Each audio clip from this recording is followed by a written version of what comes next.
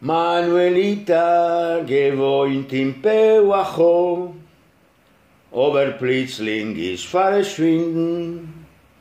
Keiner weiß nicht, was, kein Paris ist ja weg. A bissl gehen dick und a klein bissl zu Fuß. Manuelita, Manuelita, Manuelita, wen gehst du mit dein Puhnen für Malakita und deine mutiger Trott? Manuelita hat sich verliebt in a Cherepache, wo's hat gekickt.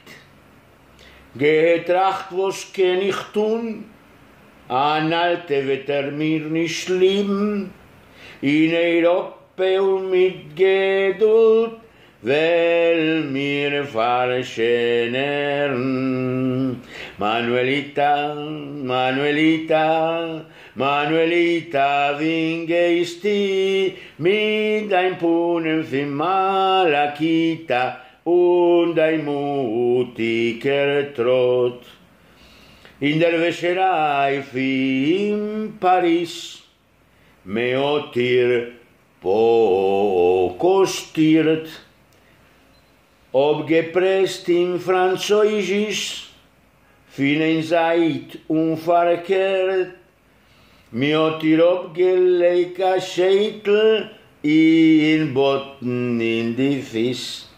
Manuelita, Manuelita, Manuelita, wen gehst du mit dein Puhnen für Malakita und dein mutiger Trott?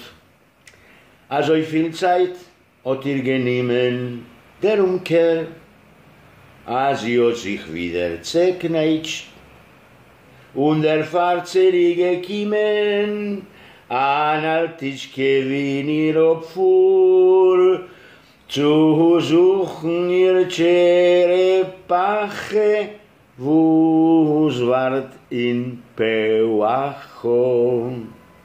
Manuelita, Manuelita, Manuelita, wen gehst du mit dein Puhnen für Malakita und dein mutiger Trott?